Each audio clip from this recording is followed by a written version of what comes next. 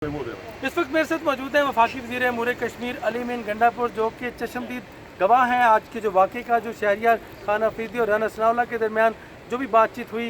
ये बताइएगा आज का वाक़या सर, उस पर आप क्या कमेंट करते हैं? बिस्मिल्लाहिर्रहमानिर्रहीम। ये उस दिन शहर अफरीदी साहब थे नहीं यहाँ पर, और ये राना सनाउल्लाह जो है उस दिन प्रेस कॉन्फ्रेंस भी की। प्रेस कॉन्फ्रेंस के बाद फिर यहाँ पे आके कुरान पे हाथ रख के जो इसने एक दावा किया कि जी मेरे ख़िलाफ़ पॉलिटिकल सियासी इंतकाम हो रहा है और ज़्यादती कर रहे हैं। तो उसके ऊपर शहर अफरीदी जो मिनिस्टर हैं उन्होंने ये बात की कि इन्होंने उनको चैलेंज किया कि आप भी कुरान पे हाथ रख के इस तरह करें। उन्होंने खड़े होकर ये कहा और वादे किया कि बिल्कुल अगर मैंने कोई साजिश की है या कोई ज़्यादती की है या कोई प्लानिंग की है तो बिल्कुल वो जो बात उन्होंने की उसका जवाब दिया।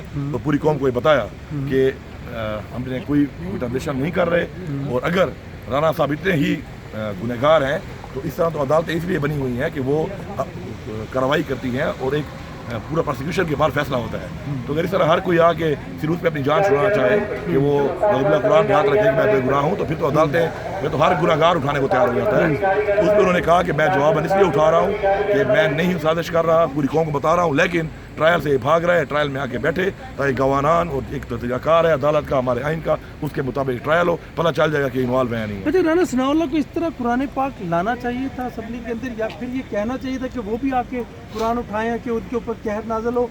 हल्फ लेके आते हैं, इस ईवान में झूठ भी बोला जाता है कि कुरान पाक को उसने इन्वॉल्व किया।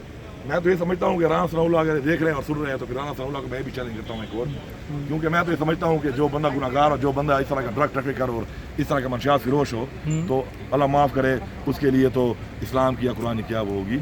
ऐसा काम ऐसे लोग करते ही नहीं है, इन चीज़ों पे और इस्लाम पे कुरान पे बिलीव करते हैं। तो ये फिर एक और भी कुरान आके कौम के जानना चाहेगी और इतिहास उठवाना चाहेगी कि क्या इन्होंने करप्शन नहीं की, और ये जो 5 सालों में 1000 अरब इनके अकाउंट में आया है और ये बता भी नहीं रहे कहाँ से आया है, तो क्या हक हलाल का पैसा है तो वो भी उठा लें।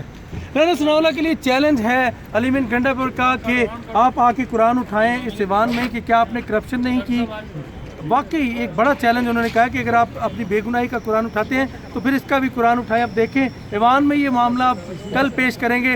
आज जो माहौल देखा हमने यकीनन वो सबके सामने है। इसके साथ ही मैं दीगर लोगों से भी आपकी बात करवाता हूँ। अल्लाह हाफिज़।